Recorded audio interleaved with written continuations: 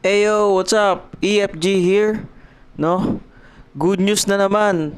Another good news para sa mga fan ng WWE dito sa Pilipinas. WWE Network is back here in the Philippines. Bali hindi na gumawa ng formal announcement dito sa Asia ang WWE. Parang bigla na lang yatang especially yung mga WWE Filipino fan, bigla na lang nilang napansin na may nag-email sa kanila, no? Yung mga email na naka-link sa kanilang WWE Network account, sinabi na available na nga ulit.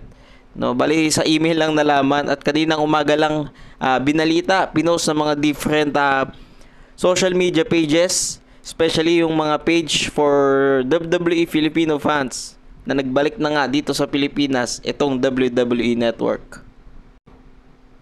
Marami nga namang natuwa, especially isa na ako doon na fan ng WWE since nung bata pa lang.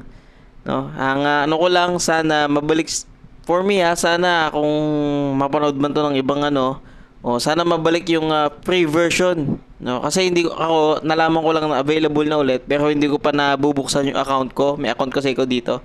Hindi ko pa nabubuksan kung available pa rin yung free version. No, sa mga di kasi nakakaalam, bago mawala ang WWE Network dito sa Pilipinas para ilipat yung WWE content sa Disney Plus, no? Ang WWE Network siguro ng mga 2020 or 20, kung di ako nagkamali, 2021, 2022, nagkaroon na ng free version dito sa Pilipinas. Ewan ko lang ngayon kung available pa yon. So, tignan ko mamaya. Nakakatawa dahil talagang ewan ko ba anong meron. Lagi na lang ganito, pansin ko lang pagka magdi-December, lahat ng mga yung mga streaming platform lagi nagbibigay ng mga free movies, no? Ayan, tulad dito, sinakto nila magdi-December. Binalik ang WWE Network dito sa Pinas.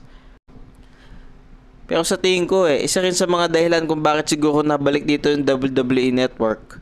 No, kasi yung WWE is may solid partnership na sa Netflix. Dito kasi sa Pilipinas, naka-partnership pa sila sa Disney Plus. So siguro nag-decide na lang sila na hindi na mag-focus sa Disney Plus kasi may partnership na sila sa Netflix. No, kaya dito sa Pilipinas ginawa ng available yung WWE Network. Ang di ko lang maintindihan is alam ko kasi nag-launch na sila sa Netflix Baka mamaya yung WWE on Netflix sa US pa lang available, pero dito sa Pilipinas hindi pa. Kumbaga WWE Network lang muna yung available dito. So ganun pa man, good news to, no? Yan, magandang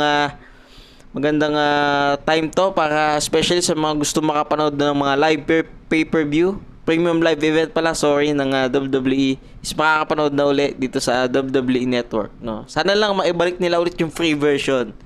So, yun lang.